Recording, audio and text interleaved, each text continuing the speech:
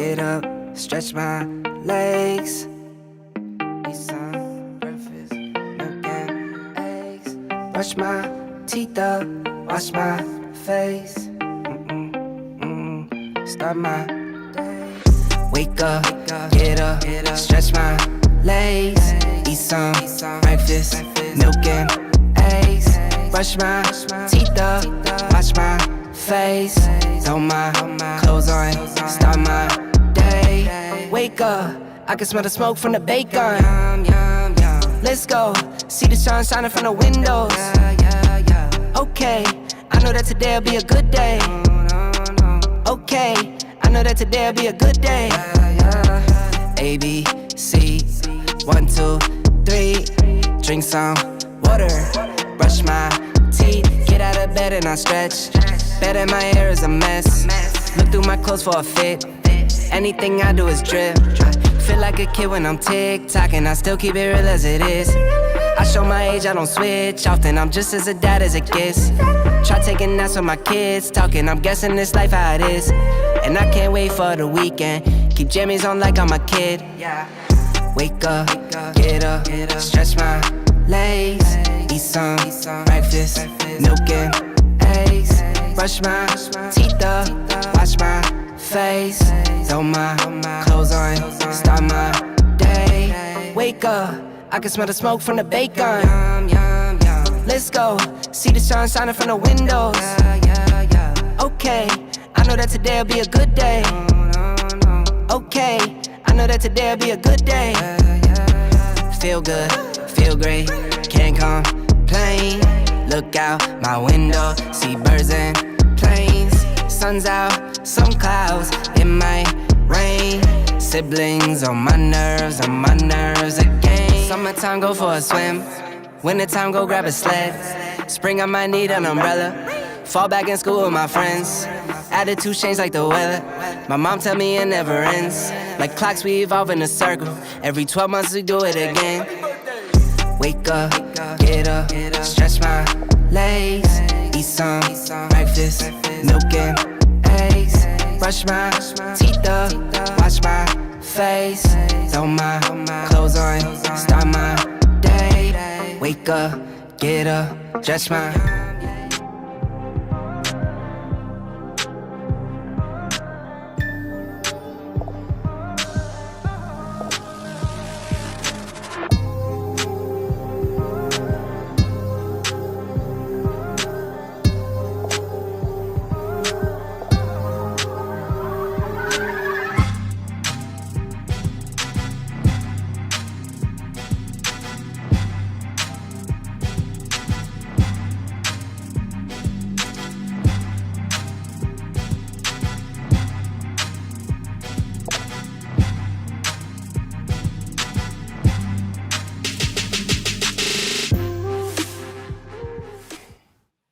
Oh, here we go, ladies and gentlemen. Welcome to the lab. Talk to me, tall boy. How you feel, brother? It's Wednesday. It's is lab. that what it is, man? Look, Yeah, let me tell you something. Man, I'm excited about today. Shouts out to everyone that's coming through in the building. We see some folks. We see some winners in here. Keely is in the building. She's already on me. Already.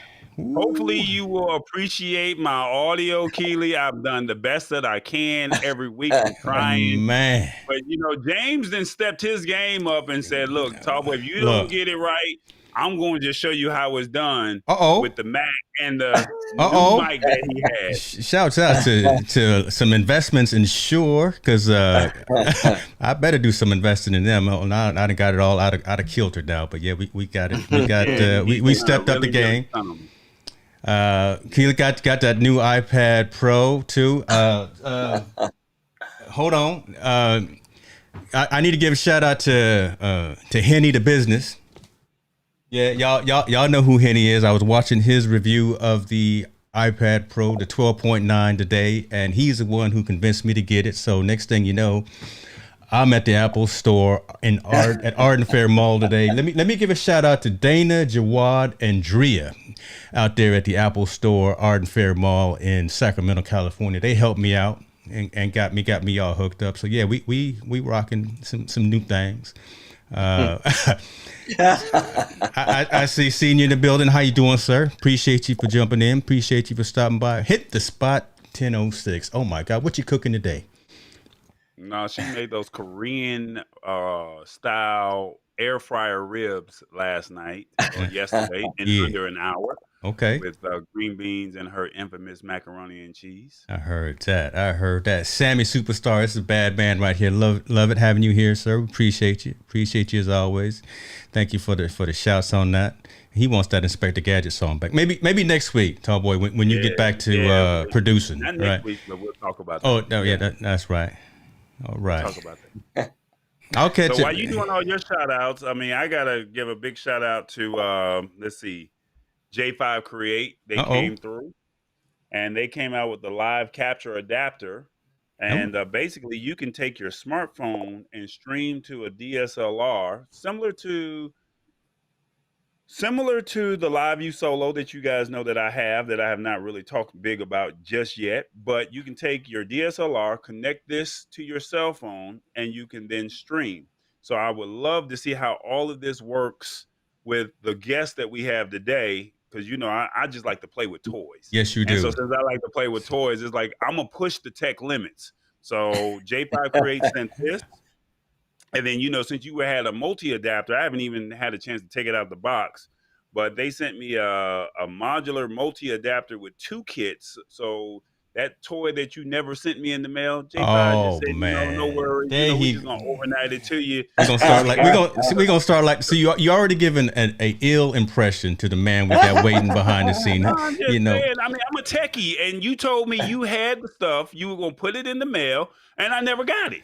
So hopefully, the brother that we bring onto the stage, when he said he gonna send something out, hopefully he will do a better job. Wow. Okay. That's all I'm saying. All right. I'm gonna let you go ahead because I've already said it twice that we got a guest. Yeah. I'm gonna let you go ahead and make the introduction to the brother from Charlotte, North Carolina. My goodness, I'm sweating as all out right now. But bring it today. It's your guest. So if you don't bring it, we're gonna bring it. I'm gonna bring it to you. It's all right. Look, ladies and gentlemen, let's go and get focused. Though again, thank you very much for joining us for another episode of the Lab, where we talk consumer technology. We dive into the latest stories of the week and really analyze them and kind of give you some tips and tricks and best practices. Today we have someone who's going to talk to us about audio, video, mobile technology, and how you can take advantage of some of that. So not just speakers, not just microphones, but adapters, connectivity, not just iOS, but Android as well. Ladies and gentlemen, I don't know if I brought him on the right way, but I'm going to let him do it himself. Mr. Derrick Floyd, how you doing, man? I didn't do Steve Harvey on you, but I did it okay. Right. Okay. Come on. Deacon Floyd, y'all. We can call him Deacon Floyd. He called it Deacon. Let's get out there, Tech Lab people. What's happening? All right, brother. All right, brother. So, Derrick, talk to us. First of all, thank you very much for joining us. We are humbled. We are honored to have you on the show. Notice we both kind of stepped up the game a little bit. I went out and bought new microphones just to make sure. Hold on. What microphone was that?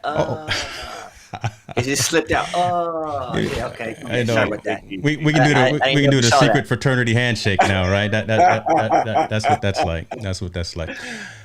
Give the folks a little bit of intro of who you from your words, right? In terms of who you are and what you do, especially with IK Multimedia, and also some of the things that you do outside of that as well.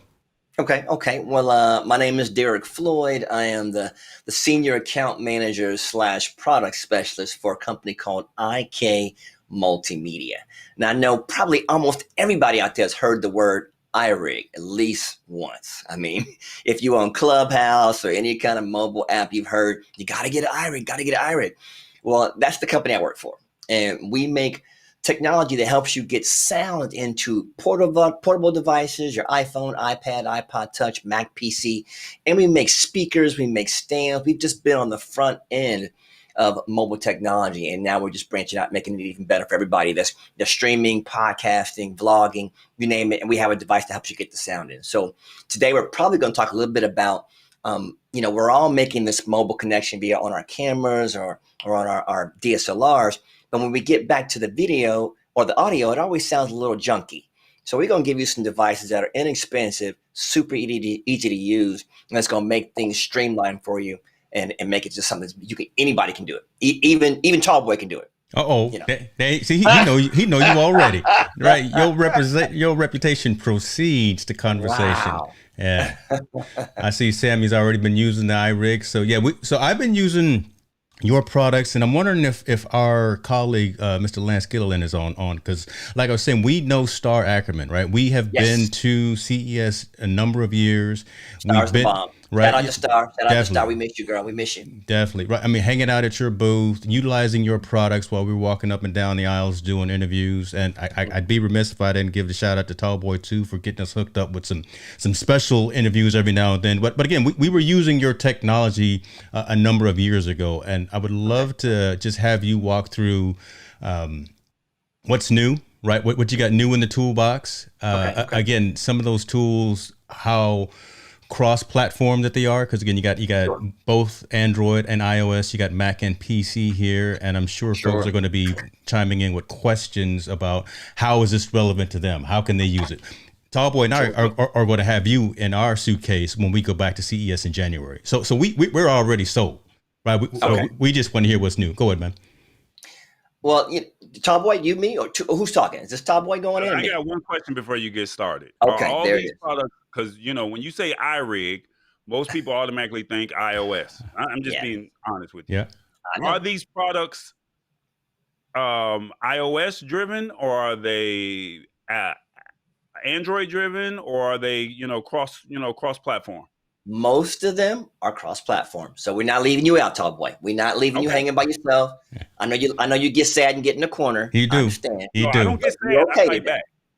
I fight back. You're okay today. Okay, I'm with you. All right, come on. You're okay today. You're okay today. I'm bringing in comments at the right time too. This comment was in the queue for a while. I'm bringing in at the right time. Someone wants. So let me just start off by talking and asking the question, people that are out there. How many people are filming content, whether it be even with Zoom or vlogging or podcasting? You're filming it either from your phone or your DSLR. How many people filming? Can I get some love out there? Who's filming? Most people are? Definitely. Okay, so we talked about it saying most of the time your sound isn't always where it needs to be. And sometimes you don't want to spend $5 and get an SM7B. Sometimes you don't have it. Maybe you just got to get it started. Well, what if you could put together a small device, something like this, if you can see that on your screen, that you could snap that on your phone itself, and it would give you that 16-bit quality you're looking for on your mobile phone. And it has connections on the end. And it can be front and rear, so you can hear from both sides. And it's got magnets. It clips right on your phone. Boom. This is called iRig MicCast 2. Super easy. You just snap it on the device, your phone, your Android as well, and you're actually getting a professional quality sound rather than the sound off the junky part of your phone. And people were saying, man, I just want to be able to sound better on my Zoom calls when I'm doing a quick Zoom call. Something like this is super easy. This particular one, can we do prices on this on the channel here so I can see what the prices are? You can do whatever you want to, but this is your show right now. Role. This is your role. This was super easy. I think this was $49. And then we have an HD version, which of course is 24-bit, and that one is $99. So depending on how much quality you need, 16-bit for all you audiophiles out there, it's super standard. It's like the radio you hear through your system when you run in the car. Sounds good, but 24-bit is that studio quality, that next level, that broadcast quality you're looking for. So if you go on the distance, you might spend a little bit more, but you can at least get it done with something like this. iRig MicCast 2 for $49, or the HD version for $99. Okay, that's part one. The other part you're looking for that's been out for just this last few months is iRig Pre 2. Now, it stands for pre or preamp, if you know anything about audio. So that's amplifying the signal a bit that you're bringing in, and it's giving you an XLR connection. Wow. So like my boy here, Tallboy, and like my boy Mr. Hicks, they're using that SM7B. How cool would it be to be able to plug your SM7B into your DSLR directly? Well, that's what this is going to do for you. Just plug this thing right in, put the batteries in. You've actually got a gain that you can have adjustable gain on the device. You got fan and power there. You've actually got a direct monitoring, so you can hear what's coming and going at the same time, which is super sweet. And then you've got your headphone output. And this one, again, only $50, y'all. Think about it. For $50, I can get direct quality right into my camera without going to get the Rogue. I mean, the Rodecaster's the bomb, but what if I'm on set? What if I'm out recording somewhere? I can't be on a Rodecaster when I'm on the road. When I'm doing a shoot, when I'm at a location, all I want to do is bring my microphone in, and this is going to do it for me, my DSLR or my iPhone, iPad, or your Android, tall boy. I got you for this one. Android, my boy, yeah. So hold on, man, because I don't want to gloss over this, and I know Tallboy wants to get in on this as well. So again, a lot of the folks that are watching and listening are really high-end content creators who are really looking to raise their delivery, their production to that next level. So yeah, like you said, 16-bit is great, but most of these folks are probably going to go ahead and get that 24. But you now have this feature and function capability of, I thought that was the wine crate coming. So okay, no, better save me glass, dude. I haven't had mine today, so come on. No, of being able to go mobile with something like an with an XLR microphone. Mm-hmm. And you answered the question. You've got the gain, you've got you've got all of that, those controls and that capability integrated into a $50-$60 adapter. Yeah, that's kind of game changing, man. Let me ask you a question that you probably weren't considering. What kind of competition do you guys have? Because I have never heard of anyone else doing anything to that degree at that price point. All BS aside, not just because I work for the company, but we're one of the first ones that kind of owned that mobile portable market. Mm-hmm. There are other devices that I've come across that have tried to copy what we've already done. But if you type in mobile music revolution, you type anything like that into the search engine, you're going to find IRig first and foremost. We were one of the very first to really break sound into the iPhone. You know, when the iPhone first came out, people were like, that's what he did. You know, watch out. When the iPhone first came out, we created the original IRig. And the original IRig's idea was, how could you take this little small portable device that had apps on it and play your guitar through it? Because people want to be able to make great sound on their phone. So we worked with Apple and created the first guitar effects modeling application called Amplitude. And it was on your phone. And you could plug in this little small IRig, plug your guitar in, and then actually have physical models of amplifiers on your cell phone, y'all. So we really took that to the next level and just expanded that whole market. And then it began to become HD devices and speakers and stands and keyboards, because we knew a lot of us now are on the go. We're the studio and recording and creativity is wherever you are. So we're not always in the office anymore. We're not always in the studio anymore. Maybe we're in the hotel. We got to create. So you can pull your phone out, launch one of our applications, and record 4, 5, 6 tracks, actual tracks in your phone from our devices. So don't get it wrong. Nice. We're at the head of this thing. That's what's up. I love the fact that you talked about the longevity of the company, right? So you're not just someone that's cropped up 3 weeks ago during the pandemic and out of the garage or something. But I mean, not that anything's wrong with that. But hey, I've been there myself 20 years. Okay. So yeah, we're gonna be around for a while. We've only expanded. We've only grown. I love it.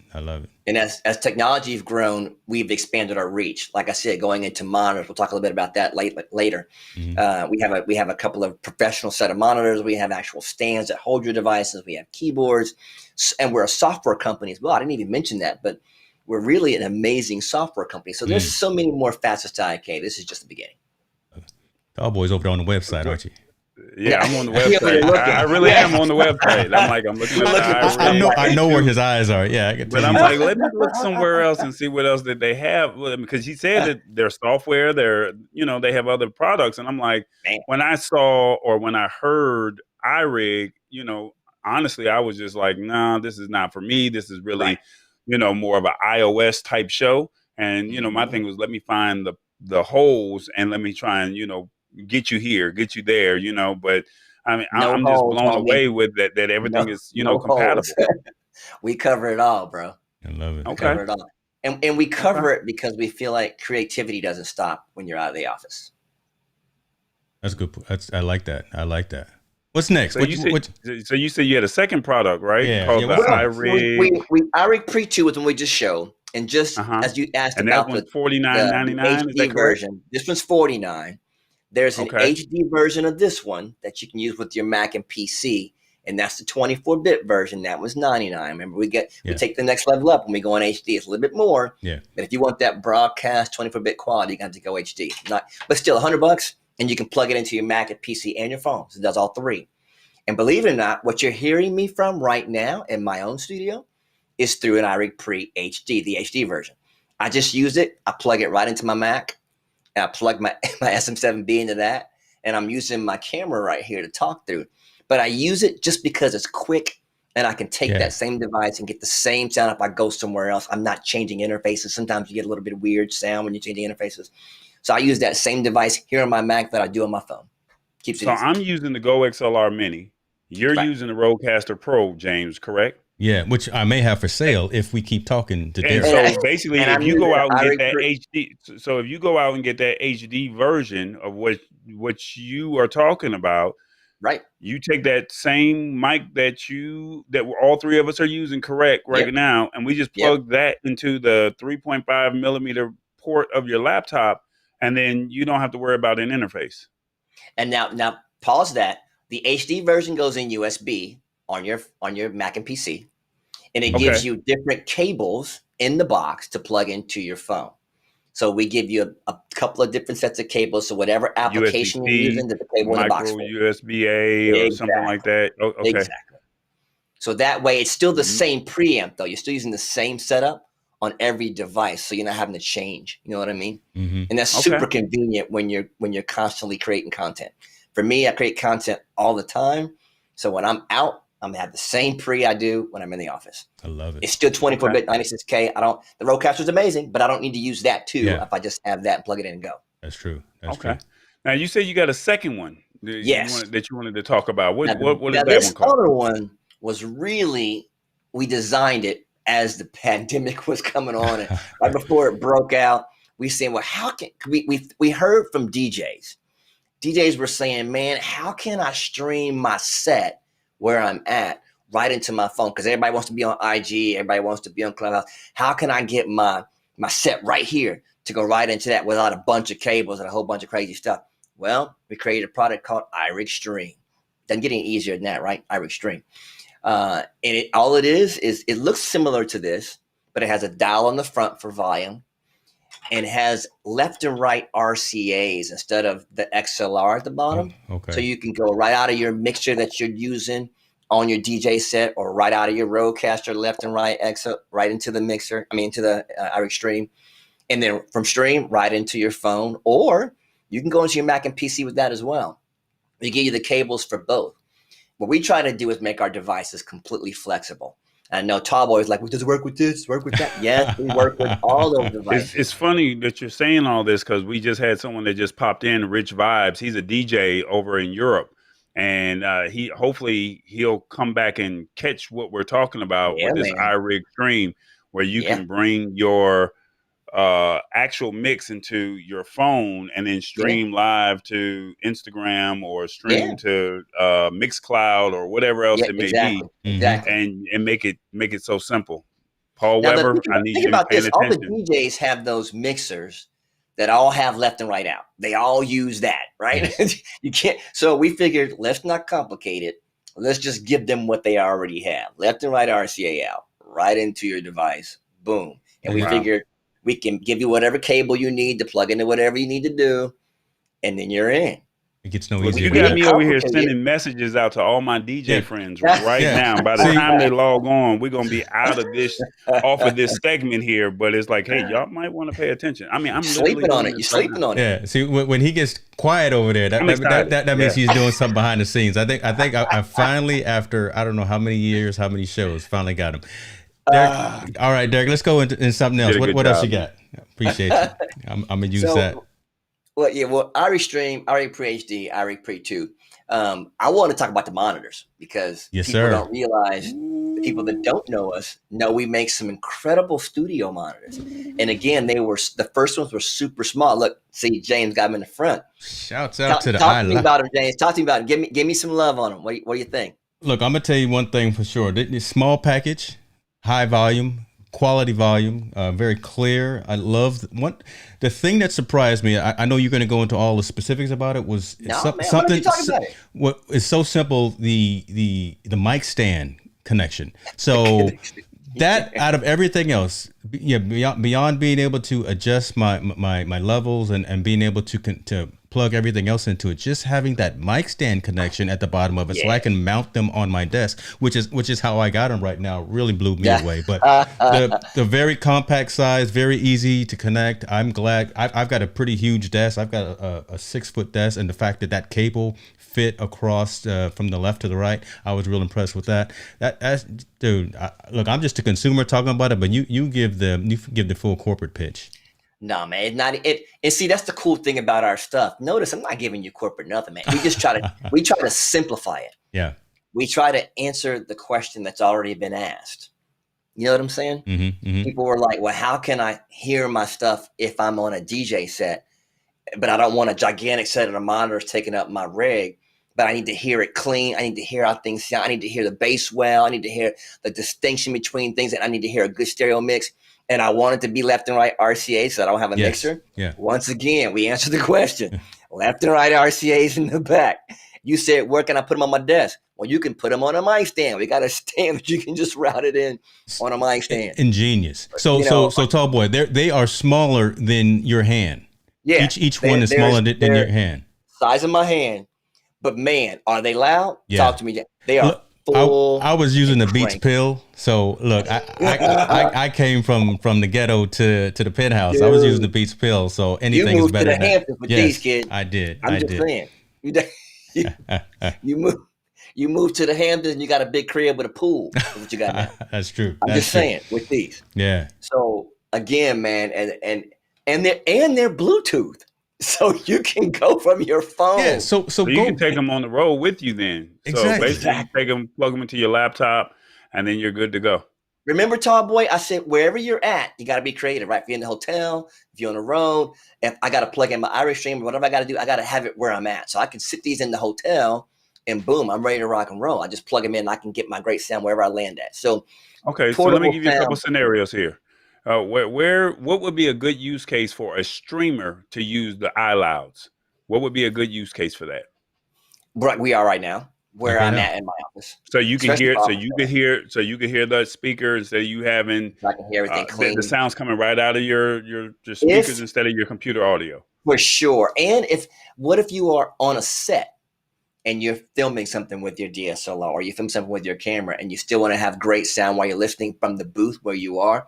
A lot of times, a lot of these people that are on the road that are filming things with their phone or with their camera, they're landing in someone else's setup. So they may not have the sound they're used to from home. Mm-hmm. They can bring these in a backpack.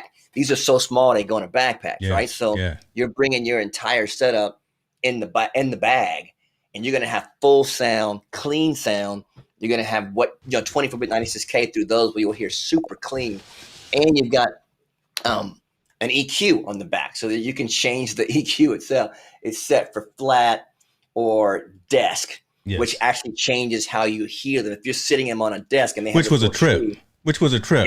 It changed your whole hearing you put from flat to desk. So we thought of everything, man. We wanted to make sure you took that pro quality on the road with you. But I sit them on my desk. So the second scenario because I said streamers first. Second scenario, we got a DJ.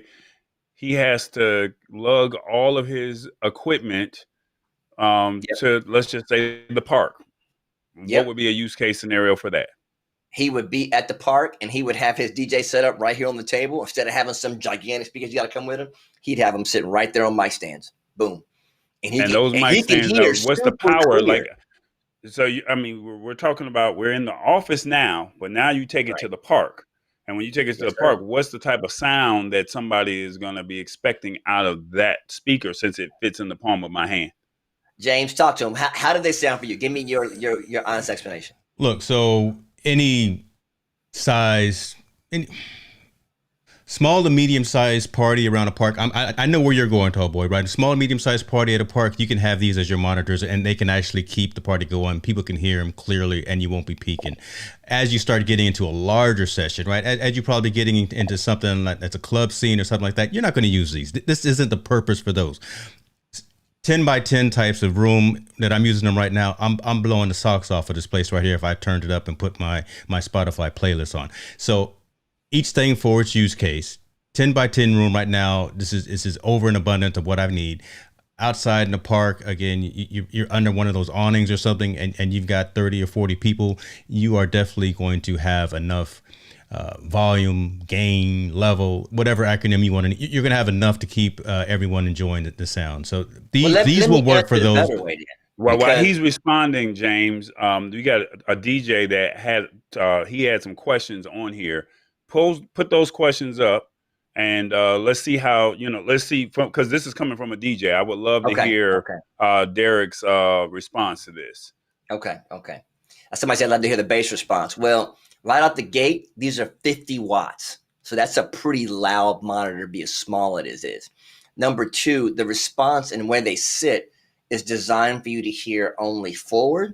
So it's just for you to be able to hear that. He said, are they studio quality? Yes, they are.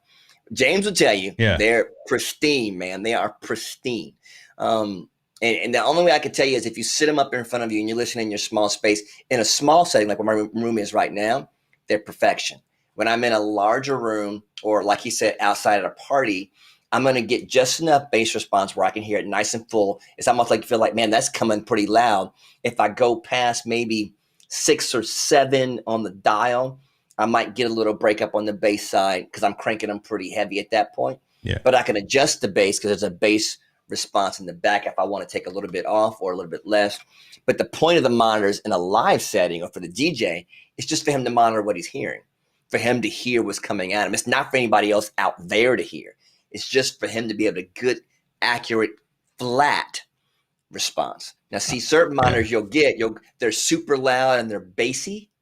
These are not designed to be that. They're designed to be as flat as possible, so you get an accurate response. Does that make sense? Yeah, and so Rich, again, you're the professional DJ, but I will liken these to a consumer product. These are like the Sonos 3s, not the 1s or the 5s. These are like the 3s. Again, if you are familiar with those and that medium size speaker system, to where you get a nice, clean, crisp sound. The Sonos have a much deeper resonance, but you can fine tune that with these iLight. They're worth taking a look at, right? Taking a look at the specs and will they fit your situations. I don't know if they would fit every single situation, Rich, where you're DJing and where you're hosting shows and parties and things like that, but a good percentage, 60-70% of your events would probably work out for sure, man. And we're talking 55 hertz. That's low on the bass response. 55 hertz is pretty friggin' low. That's going to give you some bottom. Yeah. It's going to surprise you. Yeah. It can handle keep in mind for the ones that are watching, when we're talking about this monitor, this is actually for the DJ and not for the audience that's actually hearing the music pumping out. So I want to make sure that everyone understands what we're speaking to an actual DJ when I gave him this scenario saying, hey, you are at a park under an awning.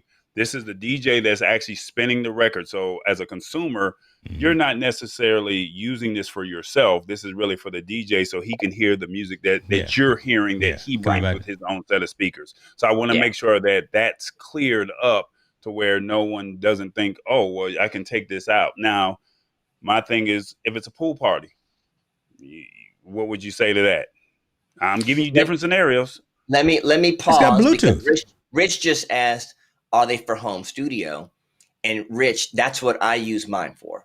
I have a set of them on my desk that I mix through because it's going to give me a little bit closer, accurate response of what I'm going to sound like. When you mix through a pair of KRKs, or you mix through a pair of Atoms, or you mix through so many different of these larger monitors, they're going to color it just a bit to where you're going to get some of the responses off a little bit. The frequencies will be off just a smidge. With these, they're designed to be flat, so I can mix it at lower volumes and get a great mix. And then when I bounce it to the larger monitors, the mix sounds right to me. Does that make sense to you? So are they studio monitors? You bet they are, and I use them for it all the time. He just asked, were they for DJs? And I've seen a lot of my DJ friends use them in that way. But when we originally designed it, it was like, hey, this is a great portable small space studio monitor that I can set up in my room or travel with me and be able to take that same sound with me. So again, just like we talked about the IRig Pre, other devices, all about making it functional Mhm. when you're in the studio and taking that same functionality when you leave. Does that make sense? Beautiful. Now, what's the price point for these? Is it one monitor or is it two? It comes as a pair and it's $299. Okay, $299. Yes, sir. Mhm. Okay, Mhm. But not like your boy said, not for a party. They're not designed to drive sound out. They're gonna come your way so you can hear. right. To They're where not designed you to as be the set up to DJ can drive out hear, that way. not Yeah. as the Yeah, audience Yeah. can hear. Right. Exactly. Exactly. Yeah. I want everyone to understand the difference when Yeah. we're talking monitors, For because sure. and this is and I'm going to just show you the brain fart that I had when James said I got monitors. I was thinking like IK Multimedia has monitors. I'm thinking like the screens. And then, it's That's like all. I wasn't thinking from a sound perspective. Right. Yeah. And then as he was saying, hey, I got the iLouds, I'm like, loud and screens don't come together. Threw you for a loop, So huh, brother? I want to make sure that the audience understands what we're talking about here. So you got the Pre-2, the iRig Stream, and then you have the iLouds. So That's you just a got few of the devices. $299 all the way down to $49. Yes, And what sir. was the first one that you said that you had, the little small device? One more time? Now this is the little IRig mic cast, super small device. So you just put that on your phone? You can clip it on your phone, clip it on your back of your screen, just for you to have a quick sound. A lot of people don't have any microphone. So if they're just doing Is it like dynamic or condenser? Condenser. Okay. So what if you don't all you have is Zoom and you don't have any microphone on your computer, or is whack, right? To have this will get you way better sound than something without anything at all. It just clips there, it's super easy. Beautiful. Sounds good. So, now, if anybody's interested in these products, where can they go? What's the website? IKMultimedia.com, right there on the fly. Yes. We got you. We got to find a way to do a giveaway with some of the people that support us and stuff like that. We got to find a way. I'm always in for it. Once James get the product in house, we'll have to create some type of promo or something like that. I'm not giving these away. Let me tell you something. These have a Kensington lock on my desk. These are not going anywhere. But I tell you what, I got one more thing to show you. Oh, brother. And this is something that you'll talk about, because everybody's trying to do their little stream at home, right? I tell you what, I hate to interject before you go into that, because I think we got an attentive ear here. And with Rich, I want to bring up this question. You got it. So you're saying more for accuracy, for studio radio clarity, as opposed to a driven sound? Exactly. Cool. Exactly. Completely perfect. You got that right, Rich. That's exactly what we're talking about. Mr. Bolivar, I don't know what you're talking about, sir. I'm gonna put the comment up there, but I'm not sure what you're talking about. Now Bishop is definitely worth it. He is. Bishop is a pastor right there in North Carolina. We'll talk. So I mean, y'all are right in each other's backyard. So I mean, that might be a great opportunity for you guys to connect. So we would love to let's make it happen. See it all come together if possible. Love it. So we'll talk about how we can further kind of the partnership, because again, it's very loose right now, and again, back in the day it was. But let's talk about how, Derrick, we can collaborate a little bit tighter together. Again, we're going to be using your products, like I say, in January when we go to Vegas anyway. But there's a lot of interest here, right? Because again, there's a lot of content creators. There's a lot of if I would have known DJs. more DJs would have been here, because I just didn't know. I was just thinking Apple. I wasn't thinking Android. I sent you the link to the website, and you didn't look. Didn't do his homework. Yeah, he didn't. See, I sent him the link to the website. I told him I went to the website, but when I saw iRig, I was just like, okay, I'm here. He was like, them jokers. Them jokers. But you holding your own. I got to give it to you, Bishop. Derrick Deacon, Derrick Floyd. Deacon Floyd. Deacon Floyd. I got to give it to you. I hope everyone understands where you're getting that from. One more for you. This is gonna make it super easy, and this is for everybody that's just starting out. Doing a stream or doing a podcast or doing a vlog. They want to be able to, how do I set it up with my phone? How do I set it up with I need a microphone. I need a light. I need all this stuff. Wouldn't it be cool just to have a kit with everything in it? But we do. Watch yourself now. Watch your tone. Watch your tone. Everybody. iRig Video Creator Bundle. Super easy. It gives you the stand, the little stand right there. Gives you the light at the top. So you can just plug the light on top of it.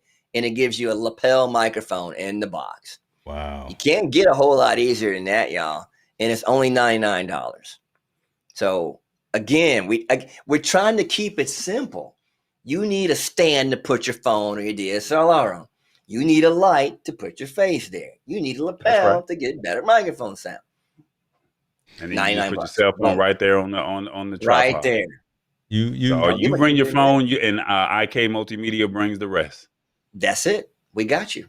Where's the best place to get the product? Yeah, we can obviously buy it off of your website, but there are some vendors like Rode, right? That does not have an official Amazon presence. So can we get it at Amazon? Can we get it at Best Buy? You can get Amazon, Guitar Centers. Go. Sweetwater. Okay. That was, I'm a big Sweetwater component as well. Okay. Sam Ash, great guys. We're everywhere. We're everywhere. Okay. So you'll find us. Okay. You'll find us. Look, he said, great giveaway. One kit to go. we got you, Bishop. We got you. I got you, Bishop. Yeah, right we got here. you. I got you. If it was anyone else, if it was like, I ain't gonna say no names, but I'm saying if it was anybody else, but we got you, Bishop. We're gonna take care of it. We got you, Bishop. Yes, sir. Yes, sir. So did I show you some stuff? Did I help you out? Bro, you did what needed to be done, and you got look at him, tall boy. He over there speechless. I'm impressed. Chalk it up because I was thinking this is gonna be a whole iOS conversation, and I was like, See? These guys, I'm just gonna have to just find a way to just stick the knife or stick the fork in both of them. But no, you got me, man. Hey, James, you did well this time. You did well, brother. Gracias. No, this is for everyone, right? So again, glad that this was of value. Derrick, again, IK Multimedia, I've known the company. We've utilized them before. I'm glad you got some great products that are cross-platform. We've got some folks that are showing some interest. So yeah, folks, check them out. You don't have to take our word for them, even though you got the subject matter expert right here. Yes, go do your own research, but I think you will be pleasantly surprised. Sir, we know. I'll put out a guarantee. If you don't like it, I'll take it back for you. Boy, yeah, we recording, right? So we got that on tape. Okay. But I'm confident. If you get it for the purpose you bought it for, you're good. I just know this. It's not going to fail you there. Okay. So, I'm confident in that space. Keely about to go pick some up tomorrow. Okay, so we in. Come on now, brother. We know you had. Do you ship international? Oh, where you shipping? We're global, so we're in Europe, we're Italy, we're US, we're all over. So we are all over. Because I think, and I'm saying this because some of these DJs are international as well.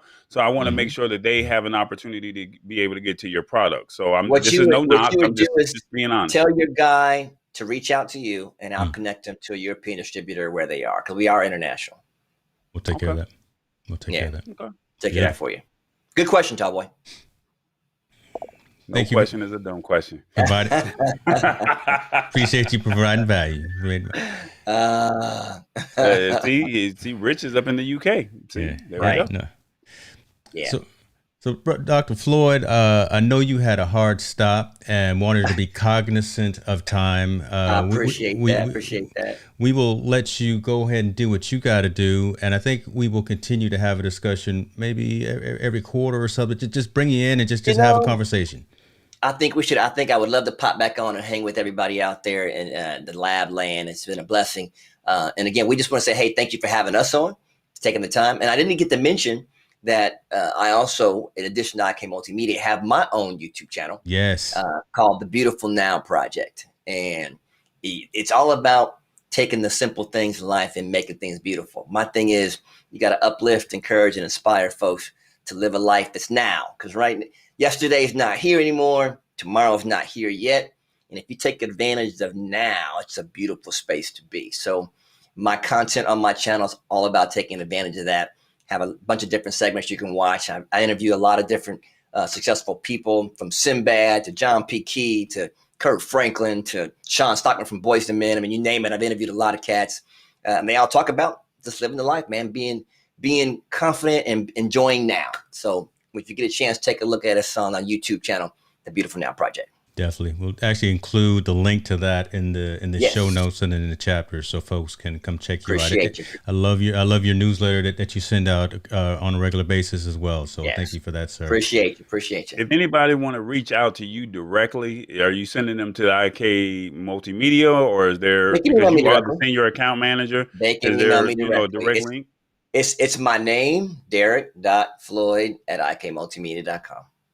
There it is. I'll be glad to chat with you. Be glad to help you out however I can. Bishop, Rich. Everybody's like, yo, let me get it. We was on the lab. We was watching. That's something we should do. So do you have to leave, or can you stay for a segment? I can stay for a few minutes. I'll stay for a few minutes. I'll hang out for a few minutes. Let me get to about 8:30. Then I might duck out. 8:30, I might have to move out. All right, that's fine. No worries, I brother. got you for a few.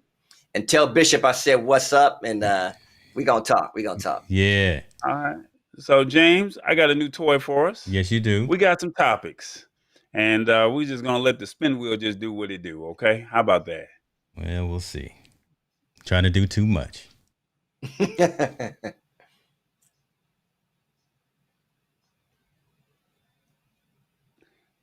All right, there we go. Instagram embed sparks. What does it say? It sparks copyright suit from users.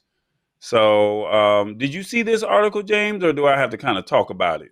A little bit of both, but before you step into that, I want to, because it's funny how the audience knows me. Shouts out, hit the spot. I already, when I went off screen, I took care of my stash, and I picked up some. Who did we pick up tonight? I got my Expedia stock.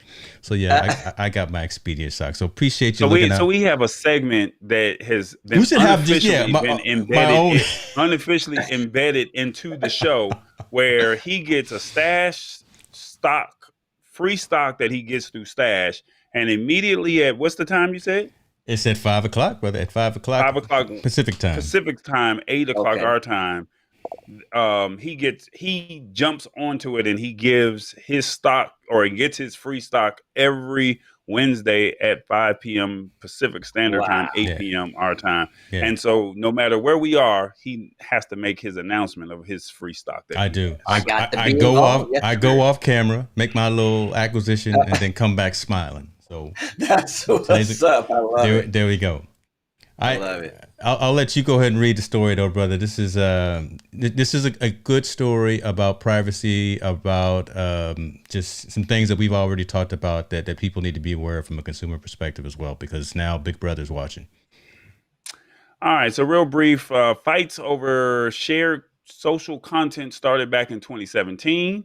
Before TikTok, people forgot about Snapchat, when a photo of Tom Brady sparked lawsuits against a handful of media outlets.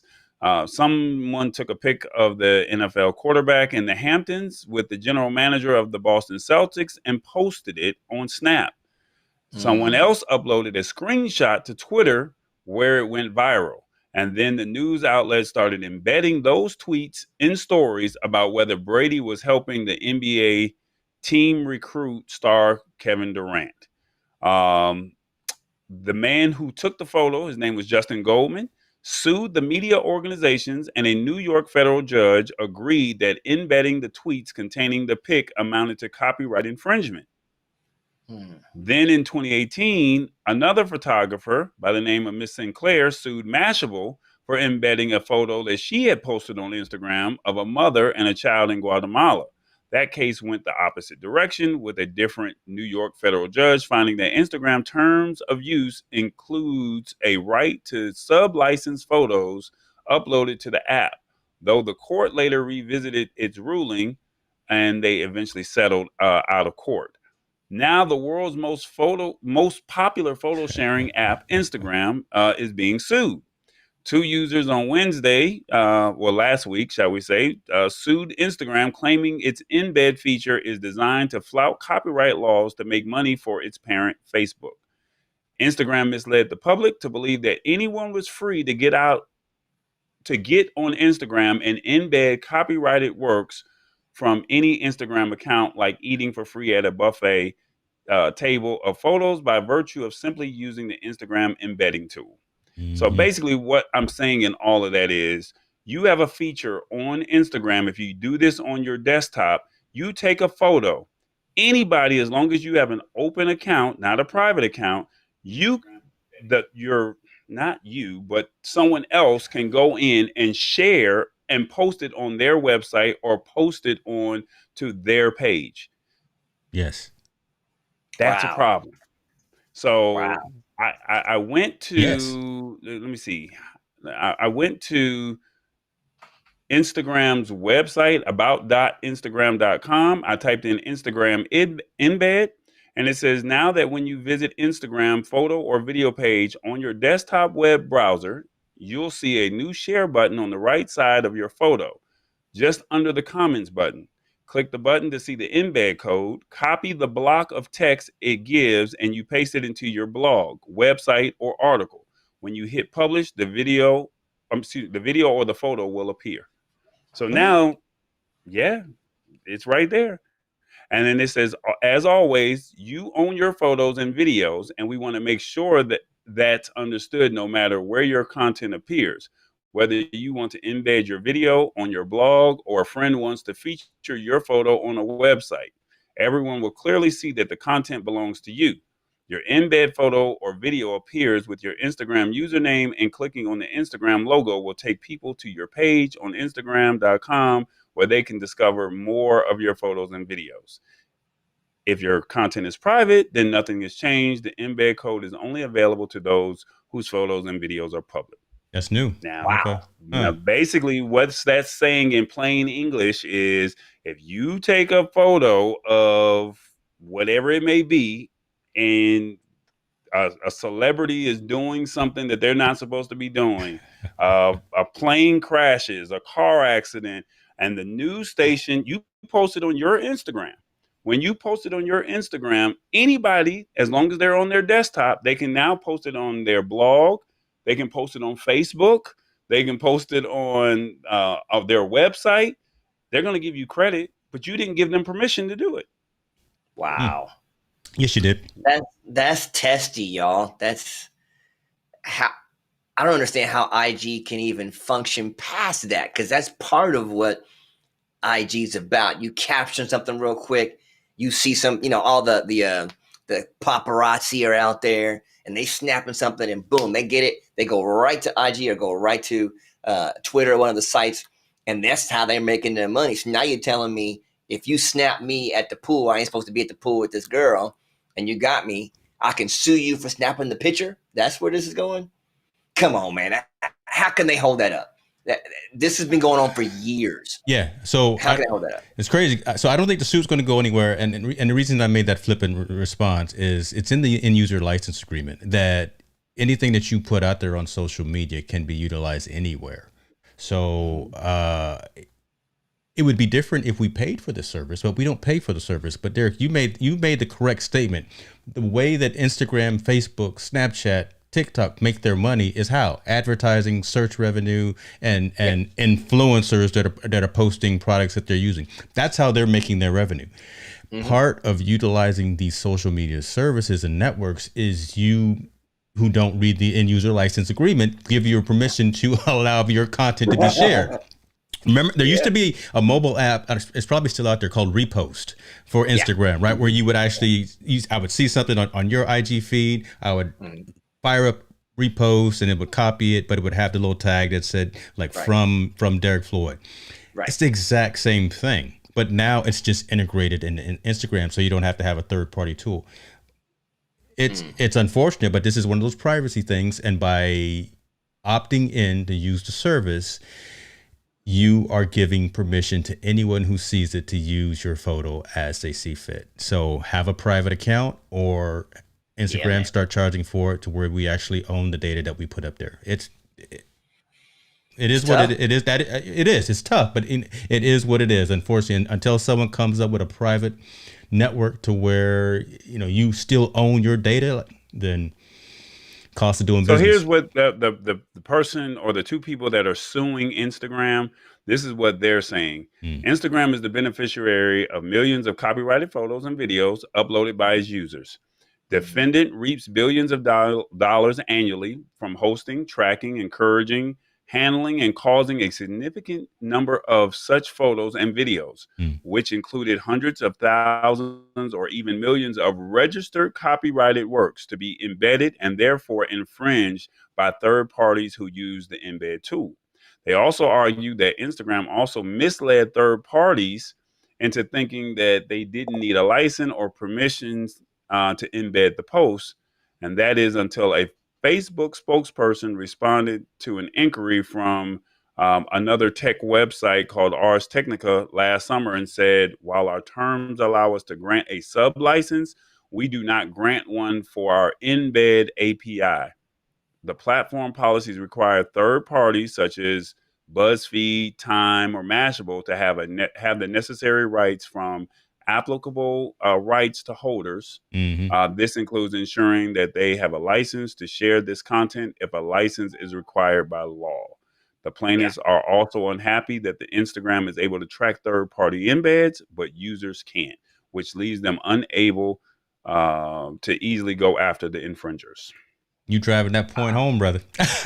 Yeah, man, you read it so well. I mean, this is what the defendant is saying. They're saying, hey, we can track the big boy companies, but if Derrick Floyd posts something and then Tallboy takes his post and posts it on my blog, I may not be a Mashable, Time, or Sports Center or whatever.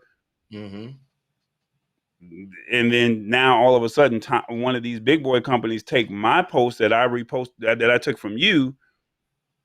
You can't go after me. You can't. So I only say that because I had a situation. I wasn't mad, but I took a picture of a very popular rapper here in Atlanta and video while we were at his funeral.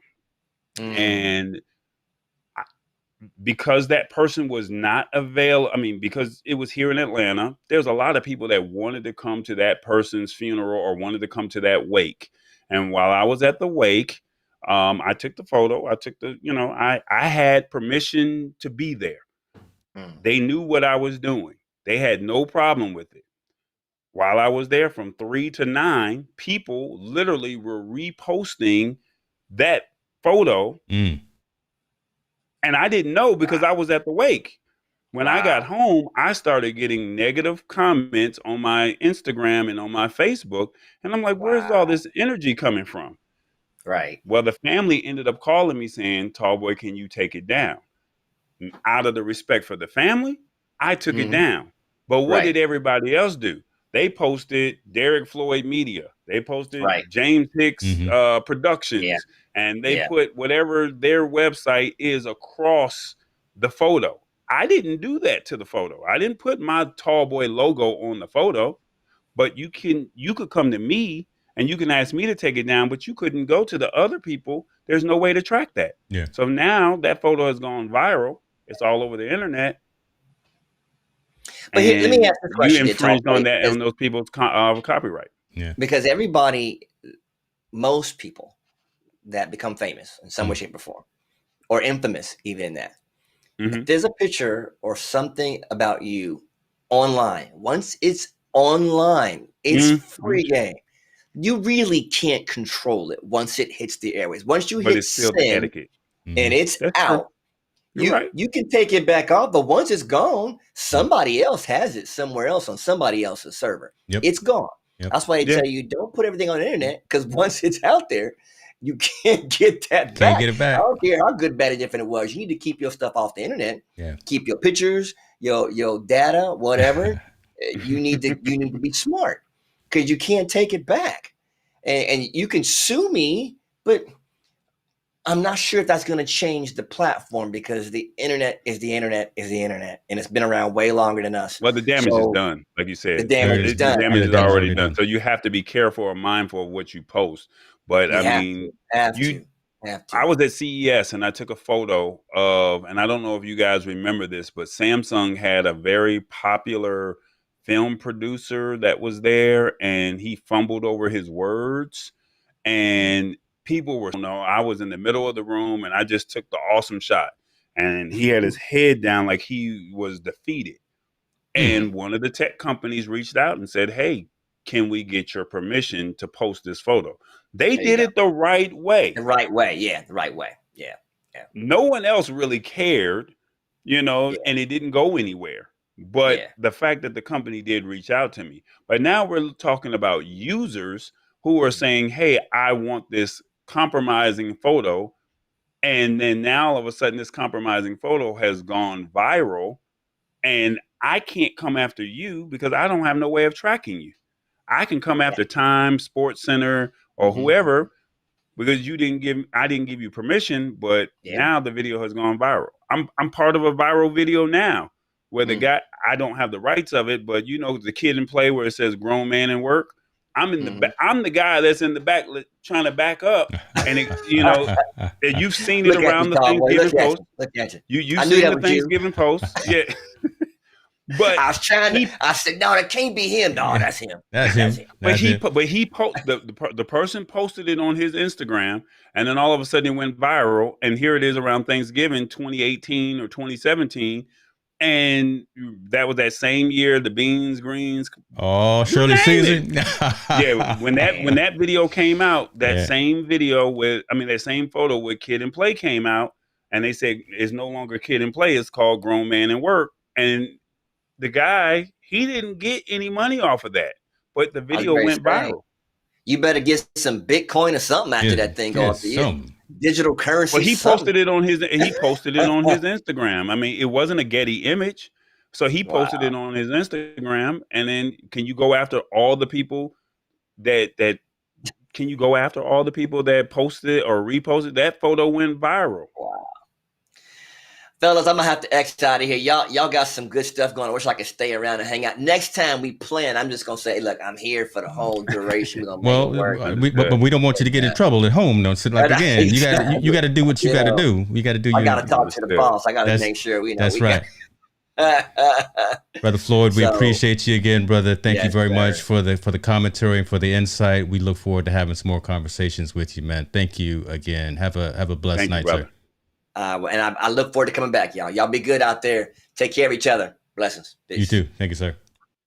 Oh, man, that's good stuff, brother. Huh? Good stuff, James. I'm glad he was able to stay for one segment because I was like, he got to get up out of here. No, he got to be a part of the lab somehow, man. Somehow. So I'm glad the brother stayed on just for a quick minute and at least got he got some of mama's cooking, some of that seasoning over here.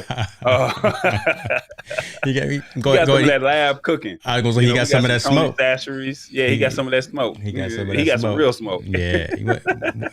It's all good. It's all good.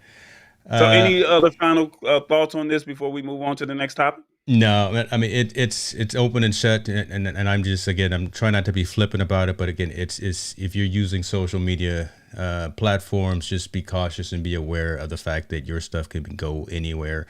For the longest, we've been able to embed onto like WordPress blogs, but now that it's directly part of Instagram and being able to pull like the screenshot I just did a few seconds ago and pull down that embed code, it's open game now, right? So it is mindful. Be mindful. Yeah, be mindful that whatever you post on the internet, just know that if you have a public account, it can be embedded anywhere. So I know that most of our audience is, more adult and we're more mature, but you just never know. Whatever you post, it's it's free game. And unfortunately, if Instagram does not if Instagram loses this lawsuit, it's going to be a big deal. But if they settle out of court or something happens, it's just what it is. It's like, what can you really do?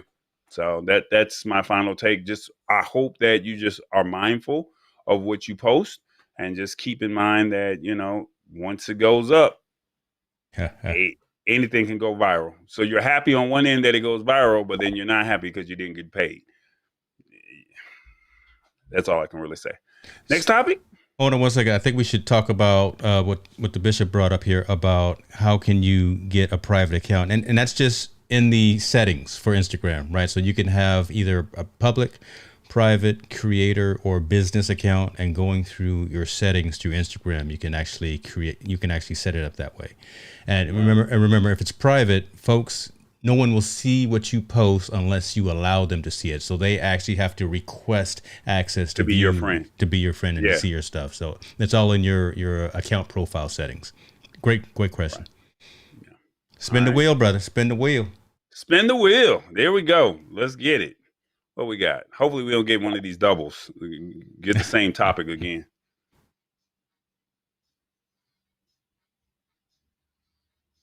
Oh, this is one of your favorite topics. Well, I don't know. Oh, yeah. Last week we were talking about your battery dying out and we were talking about how your battery could die out, and we were saying that apps could be that. And as I was doing some more research this week, I found this. So let me see if I can find it. Study reveals the apps that drain the most battery and take the most storage. Here we go. So let's talk about. So hold on. So all the folks, before I even pull the rest of the story, because it's blatantly obvious of what the apps are. Type in the app that you think, or the apps that you think on your phone are causing the most battery drainage. Before I even pull, top 5 are just a no-brainer. To be honest with you, everyone should know what apps are draining their phones. Actually, no. Believe it or not, the top 5 are not a no-brainer. Maybe the top 10, but not the top 5. Okay, I would say I'm not surprised by the list. It's a telling list, and this is a great story that we should be having for folks to take a look at. So, all right. So please put in the comments, what is your favorite app, and let's see where it ranks on this list. And while we do that, let's talk about the most demanding apps on your phone and memory. Shall we? There's an image that he's going to put up on the screen in a second. The top 2 apps on the list are Fitbit and Verizon. And they claim that both apps permit 14 out of 16 available features to run in the background and do not permit a dark mode to help save the battery life. It is said that these features allow these apps to automatically sync updates, contacts, track your location, and run other demanding background tasks. Both of those apps have a score of 92% on the list. Basically, Fitbit and Verizon are followed by Skype and Uber with a score of 87%, with Bigo Live, Facebook and Airbnb follow them with 82%, and Instagram is in 8th place with 79%, with a bunch of apps standing at 77%. So what's crazy about this is because so it wasn't surprising to me because I had a Fitbit, and that application is right. That application, bring it down a little bit more. That application is horrible. That application is absolutely horrible for uses and utilization on your device. So let me go ahead and zoom in. So Fitbit, Verizon, Skype, Uber, Bigo, Facebook. Yeah, so Facebook, people are talking about Facebook, obviously. Yeah, IG. Number 6. You said top 5. Oh my goodness! You said those were your rules. You split in half. Your rules. I said top 10, but you said top 5. All right. So I only have one in the top 5, which is Uber, which I don't use because of the pandemic. Yeah. And 6 through 10, I have 1, 2, 3, 4. I got 4 of the 6 through 10 that's running on my phone. And so when we use this, we're basically talking about the photos, media files, the Wi-Fi information, the contacts, the identity, the storage, the call information, the app history, location, phone status, microphone, camera, other, calendar, SMS, and mobile data settings. So this is what's pulling from each one of those apps. So Fitbit is pulling a lot of information. Like they said, the Fitbit and Verizon are right at 92. And then 3 through 5 is Skype, Uber, and Bigo. Yeah. No, excuse me. No, I'm Skype. sorry. 87% was Skype and Uber, and then 82% was 5 through 8, which was Bigo, Facebook, and Airbnb. I'm glad that YouTube is not that high on the list. But remember, they're an app, so they're not pulling much data. Even though those are embed code. You're uploading the video to a server. So when you're uploading to a server, I mean, you're just basically you're logging into a server. It's no different from when you use YouTube's app versus you go to YouTube.com and then they make you sign in. That's 2 different things. Am I saying that right? You're saying that right, but I wouldn't assume that. So I'm glad that Google is not pulling too much. Yeah, performant and efficient in terms of their use on your local device. So that's a good thing. Teams and LinkedIn. I've never used Grindr, so I don't know about that app. Like, never heard of them.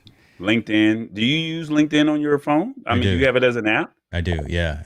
Wow. At LinkedIn does a lot of push notifications. So every time I go live on LinkedIn Live, it'll push out a notification to everyone. And constant notifications. It's just like Clubhouse. You have to tweak Clubhouse to tell it not to send so many notifications. So you got to be cognizant of that. But it's a telling list, right? And a lot of these Ryanair. applications, PayPal is not too if you're bad. an international traveler, Lyft came in at 24. So how is it that Lyft comes in at 24 and Uber is at number 4? They need some better developers over there. Maybe Wow. Twitter is 25. Let's see. My McDonald's is at 28. Spotify is at 32. Yeah. Yelp is at 36. Pinterest is at 37. Amazon Prime is another one that I use, is at 38. Yeah. Netflix is at 40. Which is good. TikTok because is 41, which is very good. Good that it's low on the list because, listen, we live on Netflix around here, so I'm glad that that's not too right. Slack is at 47, and I'm tired of those notifications, so I think I'm going to delete that app off of my phone tonight. SoundCloud is at 48, and Uber Eats. I don't know if I have it on my phone because I've never used the Uber Eats, but I think I downloaded it. So with it being number 50, I think I'm just going to take it off my phone. And I think Uber Eats, there's functionality built into the default Uber app. So you probably don't even need the full-blown Uber Eats app anymore. Wow. That's tough, man. There you go, folks. We keep talking about this battery usage, battery drainage. Here go the applications. Dies out. And see here, remember, like I said, the last phone that had a removable battery was the LG G5. Yeah. After that, all phones are built into your phone. So when that battery dies and you say it takes forever to charge, or as soon as it's at 100%, then, and you're like, oh, I just had it at 100%. But by the time you get to your location and then get back home, and it was just a one-way trip and your battery died, remember, these are battery killers. Yeah. So I want you to keep that in mind of, what do you have on your phone? Maybe you can start taking some of these things off now to where, you can save some of that battery. iPhone has always had the built-in battery. The Samsung phones have the built-in battery. So when you're charging that phone and then it's at 100%, I'm at a point now to where I just turn my phone off, charge it at 100%, but then I don't even put it on the charger overnight. I let it just drain out. Yeah. And then when I get up in the morning, I turn it off, shower. And then, when I come out, it's normally around 85, 90%. Good to go. And I'm good to go. Yeah. That's what I'm doing as a way to save my battery. Yeah. So I'm just giving you some tips here. That's all. I'm looking at number 30, Shazam, too. So at least on an iOS side, Shazam is actually integrated into iOS now as a app card, so you don't need the full version of the application on your iPhone. So I would say unless you're a heavy Shazam user, if you're not, you can delete the app because it's built into the operating environment.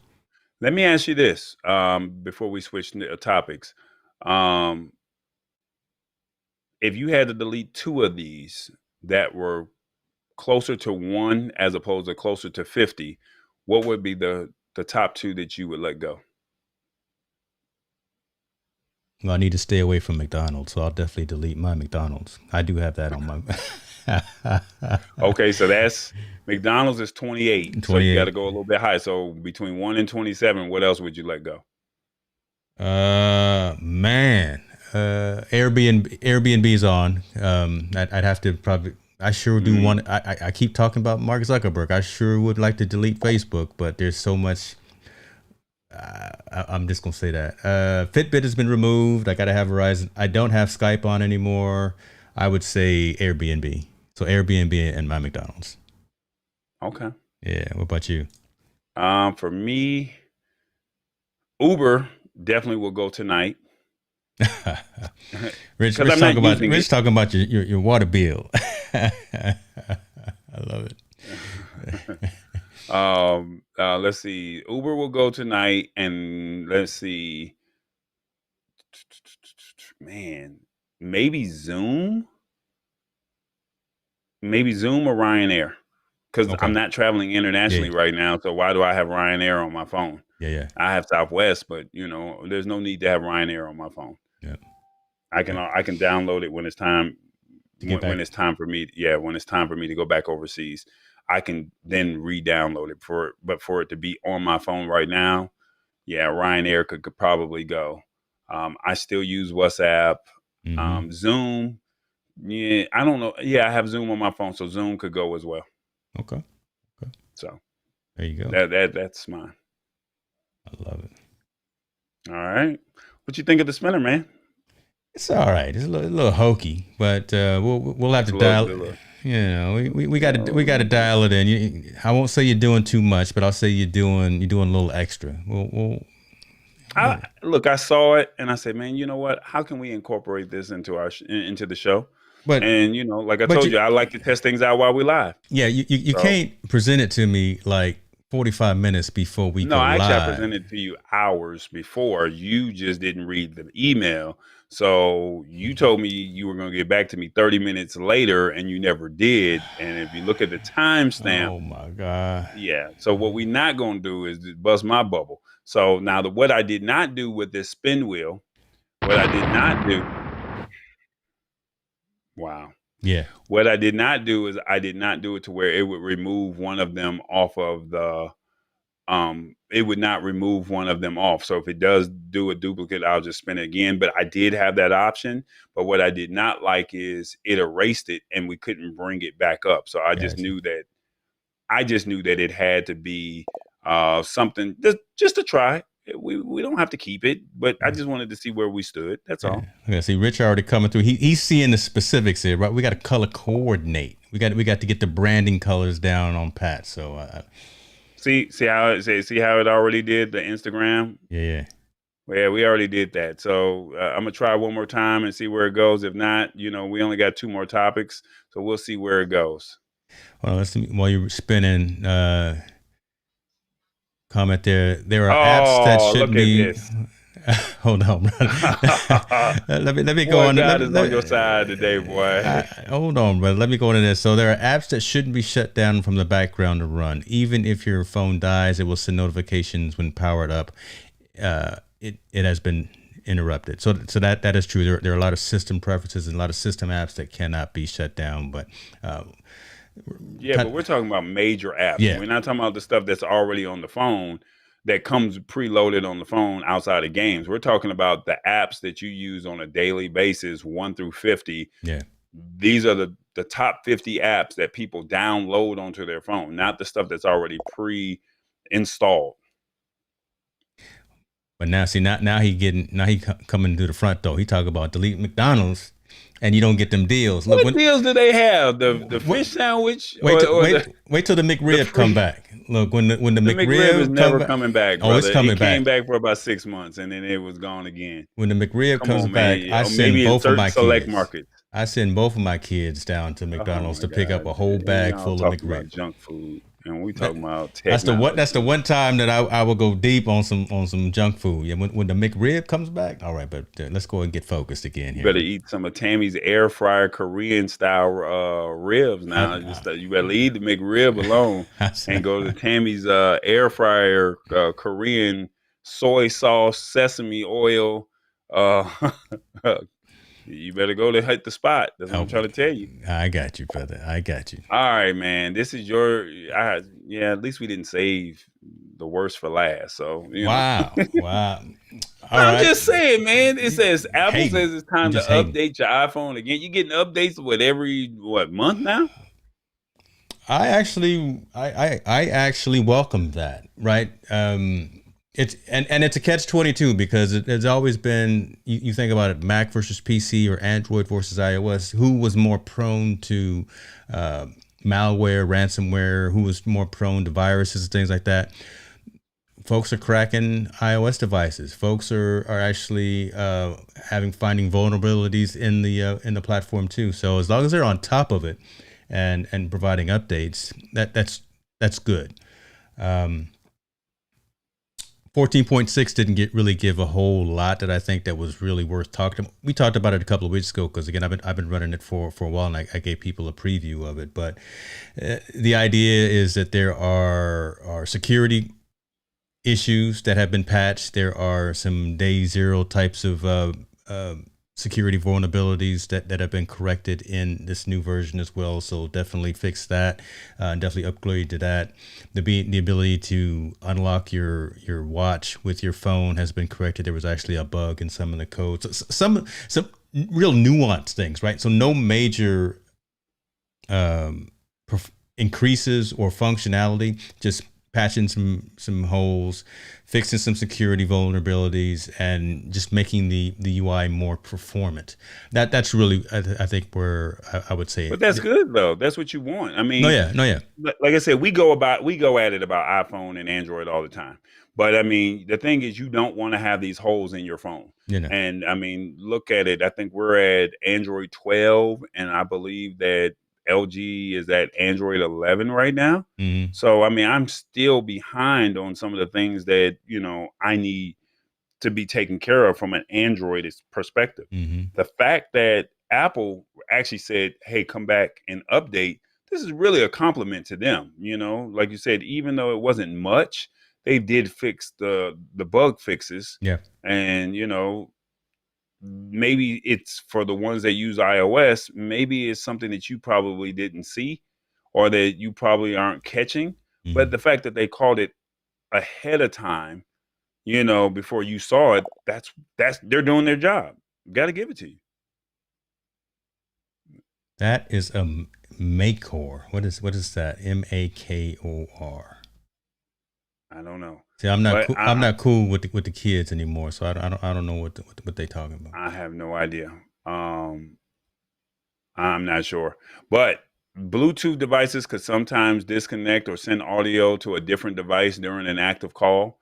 The fact that they caught that, I mean, nobody wants to know that their Beats by Dre Bluetooth headphones is connecting to somebody else's phone while they're in the same room.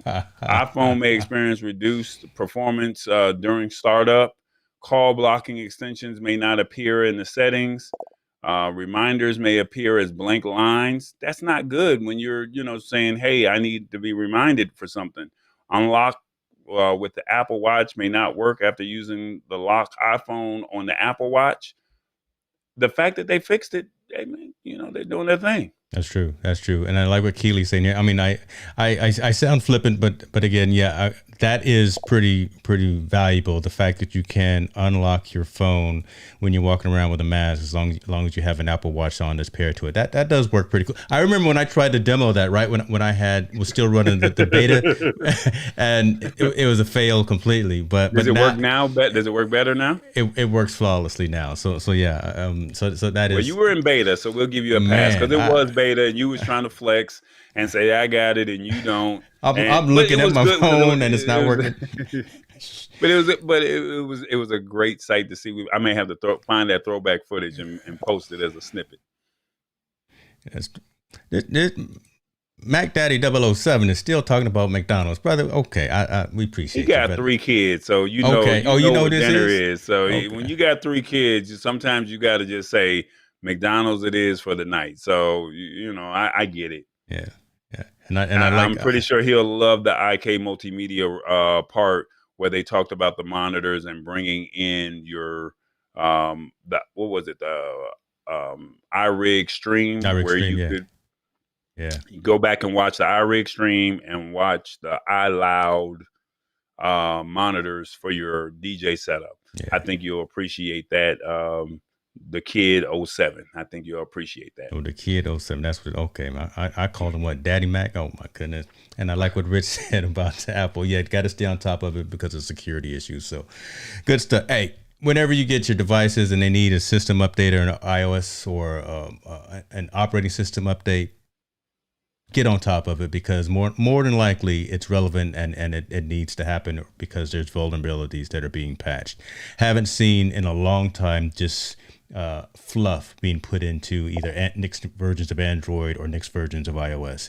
They're timely and relevant. They need to be done. So stay on top of that, folks. And you can turn on automatic updates. right? So you don't even have to worry about it. Just let the phone take care of it itself now. Yeah. Do you guys have that on Android? Automatic updates.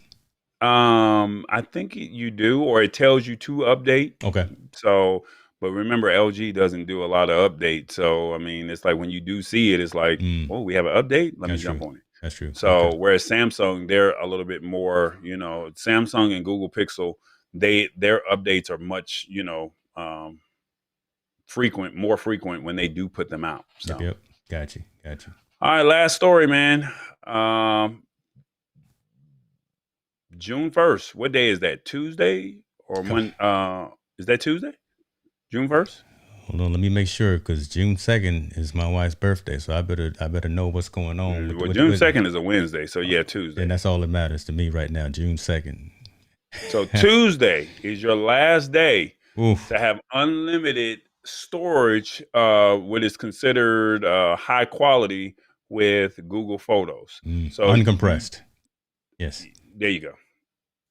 Well, they said compressed photos, but okay, either or.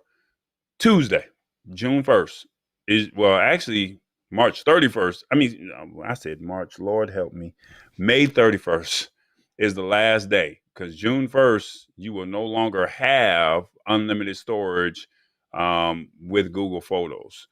They announced this back in November, and they said that it will be changed to 15 gigs on your Google account. The only good thing about it is the 15 gigs starts on June 1st and not going back to, you know, all of your stuff. So that's the only good thing in all of this. So basically, in other words, while photo and video storage currently does not count against your total of 15 free gigs on a Google account, it will as of this coming June 1st, along with your Gmail, Google Drive files, and other stored data. Once you hit that 15 gig wall, you will have to buy into Google One service to increase your storage capacity, unless you own a Pixel 5 or earlier device, which in case you still have no limits on high quality photos. Yeah. If you're a Google Photos user who finds this a bit irritating, you may be thinking of leaving, but it might be a good idea to check out your alternatives. And below, we're going to talk about a few of them. Let me stop here, because I find it interesting that you were surprised that we on iOS had access to Google Photos when we were talking behind the scenes. I mean, so I use Google Photos in conjunction with the default Apple phone service because of what you're always telling me about the fact that we don't have expandable storage internal, right? So I take a lot of photos, take a lot of videos.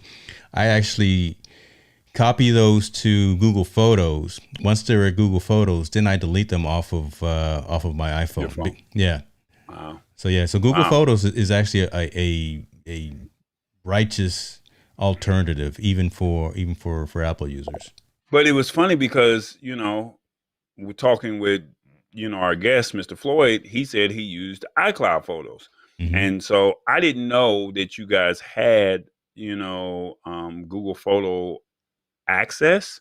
And when I say that is because when, you know, we buy a new Android phone, you automatically have to sign into your Google account because you have to download your apps through the Google Play Store. Right. So it automatically gives you, you know, that. So when I was thinking that, I'm like, well, when you get an iPhone, you don't log into your Google or your Gmail account just to be able to access the apps because you guys are using the App Store. Right. That's why when you said, you know, you use it, it was like, it threw me for a loop. Gotcha. Yeah, and so iCloud Photos is the second option. It's the default one for iPhones.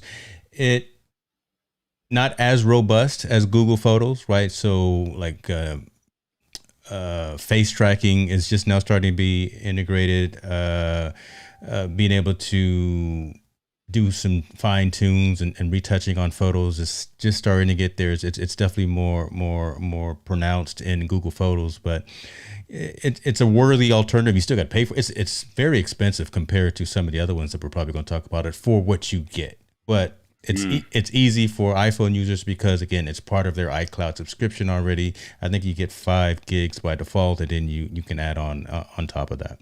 So.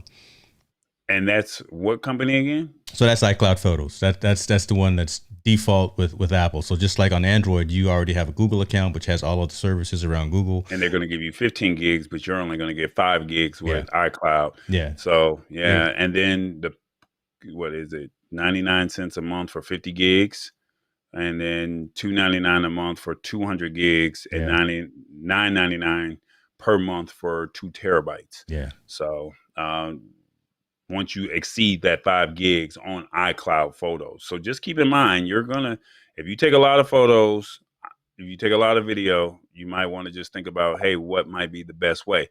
Some people are probably just going to say, I'll just pay it, just pay off the year with Google Photos. And if you do that, they got me 2 years ago, and I'm already paying $1.99 a month. And I'm already at like 80% with my Google One for the 100 gigs for $2 a month, which is $19.99 a year. Or you can pay $2.99 a month for 200 gigs. And then for 2 terabytes is $9.99 a month, which is $99 a year. But the 2 terabyte plan comes with a VPN for Android phones. So that's the one cool thing that you could, you get the VPN if you're willing to spend $100 a year. I don't think I'm willing to put that kind of money into my photos, which I probably should. But I don't. I'm probably going to just say, once you tell me, I'll probably go up to the next tier, the $2.99. But then after that, it's like something's going to have to go. These photos ain't that important, as long as they don't have nothing to do with my immediate family. You can delete it. That's probably going to be me. You got Flickr and SmugMug. I'll say before you go on, but I like what Rich is saying. Yeah, right. All these subscriptions add up. Hate that whole subscription culture. Rather look back at some of the shows that we've had over the past few weeks. We've talked about subscriptions and how they're just brutal. Man, I got more. We don't want to go down that route. I was gonna let you go because I was gonna just take a swig. No, I'm gonna leave it alone.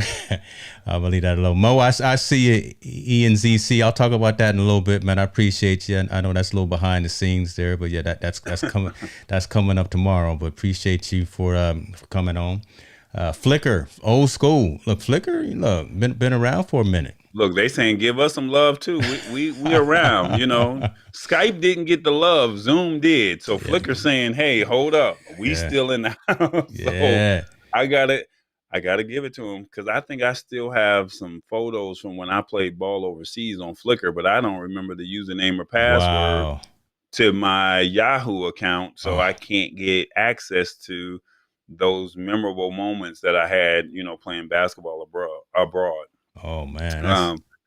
That hurts. But basically, Flickr has a free plan, but it's limited to 1,000 photos. So that's something that you're not going to probably use.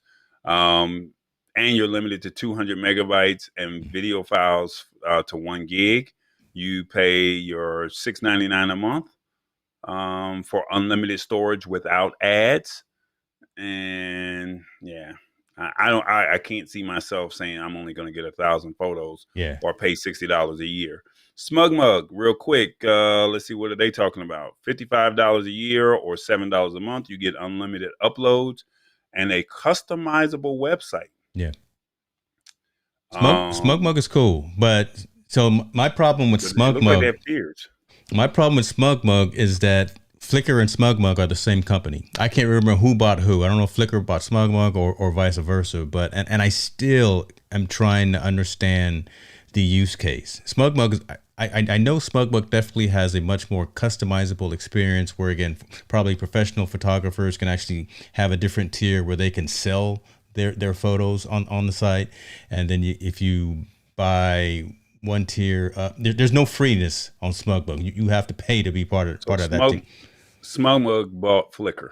Okay, so there it is right there, and that whole integration right now still isn't as seamless as it probably should be. So like when Sirius bought XM, and it took a couple of years for that to become smooth. That's kind of where this is right now. But SmugMug is for either the amateur or the professional photographer, I think, who has a lot of photos, who really wants high quality, wants to have a customizable look and feel to that photo gallery.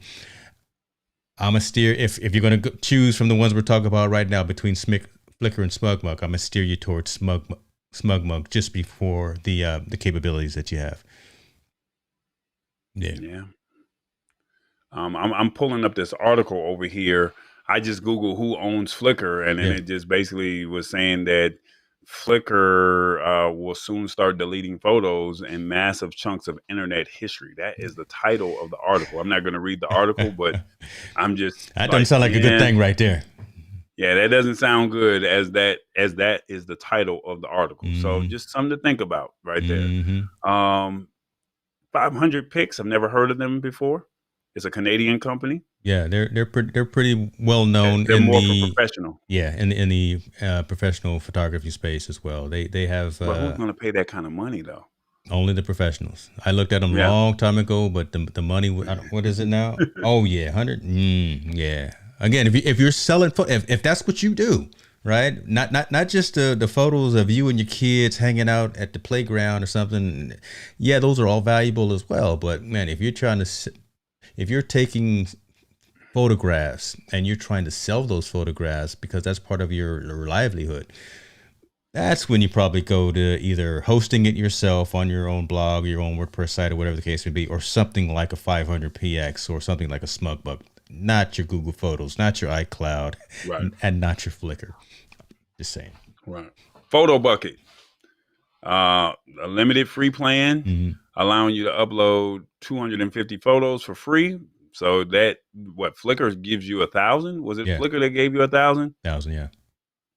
So they're giving you 250 for free. If you would like to see, you can start with the beginner plan at $5.99 a month or $64.68 annually, which gives you 25 gigs of storage, along with no ads, password protected, album sharing, and an image editor. So basically they're saying for $5.99 a month, you're getting 25 gigs. Not trying to be funny, but let's go back up to Google Photos. You got 25 gigs. You're getting 15 for free. Yeah. And then if you pay, what was it again? If you pay, where were the numbers at? Here we go. You get 100 gigs for $1.99 a month. Yeah.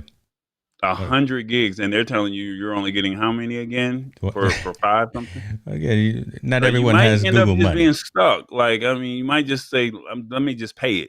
I'm just giving you a heads up. You know, Deviant Art. Let's move on to the next one. Yeah. They've been around for a minute too. I've never heard of them before, but with the free membership in Deviant Art, there are no restrictions on how much you upload for public access, and you get admission to DA's community of artists and art lovers. Core members enjoy additional perks. So for $3.95 a month or $39.95 a year, you get to sell your art with no service fee, but a 20% fee on a premium gallery, along with 20 gigs of private storage space. But this sounds more like for the professional here. It is. It's for the folks that again have a catalog or a portfolio, and they want to collaborate with other photographers and share. So this is not for the consumer. Not typically. No, it's not. What is for the consumer is probably this next one right here, because everyone knows Amazon. Amazon. Everyone knows Amazon. Amazon, but everybody's got Amazon, and you get what is it? You get remember, Prime members get 5 gigs of storage, and after that there's a long list of storage plans available starting at $1.99 for 100 gigs. And there's something to keep in mind if you drop the Prime membership. The unlimited photo storage benefit.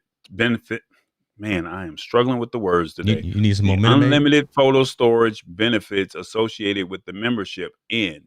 So if you cancel Amazon, you lose your photos. Yep. All uploaded photos count towards your Amazon Drive storage limit, and the total storage for non-Prime members, still and video, is 5 gigs. So if you plan on saying I don't know, do you think people would cut the Amazon Prime membership? No, they got us hook, line, and sinker with Amazon Prime. Really. That's Yeah. And your last one here, definitely another one I've never heard of is Digo. I have not heard of them. Is geared toward the everyday photographer who uses images to make memories. Their artificial intelligence engine, which says it will show you the best moments of your life. To that end, its free ad-based version provides 100 gigs of storage, and you can view or download photos on an unlimited number of devices, but only upload from 3. Mm-hmm. You also have access. You also have to access your account to at least every 90 days to keep it active. Paid accounts include Pro at $2.99 a month, which removes the ads, and time limit gives you 500 gigs. So if you don't activate it every 90 days, then you pay the $2.99 a month. You don't have to worry about the time limit, and you get 500 gigs of storage, basically. So that one might actually be worth it here. But I don't see anything about video, right? So video has to be part of this as well. Photos is cool and all, but you know, we do a lot with video, and then what that quality of video is. So I mean, I can't see you doing something like this when you're going out there doing an event and not being able to store your video. It's Memorial Day weekend. Maybe this might be take the Sunday, maybe an hour out on Monday. It's a free day, celebrate the ones, that protected the country, and delete some of those photos. I'm just being honest. I mean, just delete some of that content. I mean, I went through my phone last week and it was like, you know how you start the video and you mess up and you're like, oh, I didn't need that. Yeah. Man, I freed up maybe a gig and a half of stuff off of my phone. Crazy. And now that I have this 256 gig micro SD card into my phone, I was like, let me transfer some of this stuff to my micro SD card, and then it frees up the space off of my phone. Amazing. So unfortunately, iOS users don't have that opportunity or, have that access to an external SD card. But, like I said, the functionality of Google Photos being right there to back up your stuff. If you accidentally delete a photo off of your phone, it's still there in Google Photos. Very true. So it may really be a bit more beneficial to just keep Google Photos and just say, hey, I'm willing to shell out, $20 or, $40 a year, and just say, hey, let me just stick with Google. And it might be worth it, but to some others, no. One more subscription. God. Yeah. Where are you at your max? Like, how far are you? I'm nowhere near, because I'm pretty anal about clearing up photos. So all of the random pictures, just like you said, right, are not there. So I'm probably at about 30% of my capacity. Yeah. Okay. Yeah. Well, brother, it was another great day. If you guys are interested in any of those IRig products, they're both compatible for Android and iOS. And PC and Mac. PC and Mac. That's right. Yeah. Android, iOS, PC, and Mac. Mm-hmm. Feel free to go over to IK Multimedia.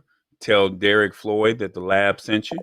And hopefully we can get in contact with him real soon to where we can do a giveaway. I'm pretty sure there's going to be a couple of people. Hopefully, there'll be a couple of people that'll be happy and walk away with some great products that IK Multimedia brings. Yes, sir. Yes, sir. That's good stuff. Let's go ahead and talk about, we're going to switch it up a little bit. So every month we switch to keep our skills on point. We switch who's producing the lab, and we bring in some new technology. We bring in some new functionality, and you back at the wheel of steel next month, brother. I'll be using vMix next week. As you clearly saw, I brought in the spin wheel on his system. So hopefully, we'll see what craziness or ideas I come up with. Because once again, James is more of the conservative one, but he's loose. And I'm more of the stickler for time, but I'm like, hey, let's just try it while we're live on the air. So I don't know how much freedom or how much, randomness am I, willing to go, but I'm looking forward to hopefully not freezing up using Switchboard Live. Hopefully we can get the owner from Switchboard Live onto the show before July. Yes. And if I'm correct, we are not doing a show next week. That is correct. So June 2nd, we will not be. We're going to still celebrate Memorial Day, and we're going to celebrate Jen's birthday. Yes. The missus of Mr. Hicks keeps me out of trouble. Who allows him to do all this streaming. Amen. On a weekly basis. And before I say anything more, you have a show that's coming up on Thursday that I definitely want to highlight. Yeah. Saying that you're going to be talking tech with a very big company, Intel, and you're going to be, picking their brain and, causing a little ruckus, politicking, shall we say. Right. Look, he's trying to get another job, y'all. That's really what it is. I'm trying to take it to another level. But before I go into that, and I appreciate that. So we were also we're changing the live time for the lab to 8 p.m. Eastern time and 5 p.m. Pacific Standard Time from now on, because just kind of looking at analytics and looking at the people that come and watch the show. We appreciate everyone, but I think we'll find a better time that fits right in the middle for everyone. So Laura says we are still live. It's almost like 5 hour energy, right? We gonna keep on going, but yes, we shouldn't have been on this long. We had a guest. We had 4 or 5 topics, but yeah, tomorrow I got some big things going on. I'm actually interviewing leadership from both Intel and a company called Enzolytics, and we're going to be talking about using AI, using artificial intelligence for social good. Some folks that I know at Intel have written a white paper talking about using artificial intelligence and how they can actually see new means of using medical technology to fight and prevent COVID, to fight and prevent HIV, to fight and prevent all kinds of ailments. So it's going to be a really, really good conversation. We're going to be recording it at 12:30 p.m. Pacific time, and I will premiere it at 3:30 on my YouTube channel and on LinkedIn. So it won't be live. It will not be live. The team did not want to go live, so hit me up on my YouTube channel there for when it actually premieres, again at 3:30 p.m. Pacific time and 6:30 Eastern. But yeah, we're going to be talking, like I say, using artificial intelligence for social good, and had a couple of pre-meetings with these gentlemen already, and I am incredibly excited about this conversation. So thanks for giving me the opportunity to talk about that. Oh no, whenever you have opportunities like this, man, you got to highlight the greatness that you're doing. So once again, we'll resume on June 9th at 8 p.m. and we'll be using vMix. So y'all can say whatever y'all want to say. Look at him grinning. Yeah, I'm looking at my chops over here. Yeah, I mean, you did some great things with the overlays, and hopefully I can find a way to add some more value to the show. I got 4 weeks to play with it. So, and that's what it's all about. Yep. All right. With that being said, you see it, it's the lab. Appreciate y'all. We out.